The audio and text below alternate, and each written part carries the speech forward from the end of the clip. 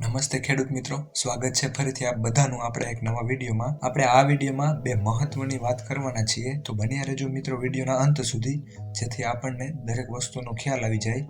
તો ખેડૂત મિત્રો, એક મહત્વના સમાચાર એ છે કે ઓક્ટોબર મહિનામાં ભારે વરસાદને કારણે આપણા ઘણા બધા ખેડૂત મિત્રોના પાક નિષ્ફળ ગયા છે, બરાબર. જેમ કે મગફળી છે, કપાસ છે, સોયાબીન છે, તેમજ મગ છે, અડદ છે, તલતલી છે વગેરે પાકો આપણા છે ને ઓક્ટોબર મહિનામાં ખૂબ જ વરસાદ પડવાને કારણે નિષ્ફળ ગયા. કમોસમી વરસાદને લીધે આપણા ખેડૂત મિત્રોને ખૂબ જ નુકસાન થયું છે.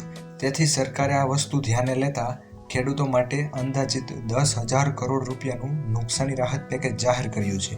આપણા મુખ્યમંત્રી શ્રી ભૂપેન્દ્રભાઈ પટેલે એક આ પોસ્ટ દ્વારા જણાવ્યું છે, જેથી આપણા ખેડૂત મિત્રોને નુકસાનનો ટેકો મળી રહે.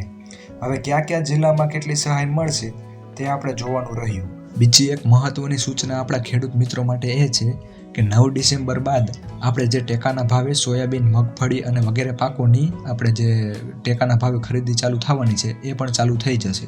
માહિતી જો આપને ઉપયોગી નીવડી હોય તો વિડીયોને વધુમાં વધુ શેર કરજો, અને જો આપ ચેનલમાં નવા હોય તો ચેનલને સબસ્ક્રાઇબ કરવાનું ના ભૂલતા.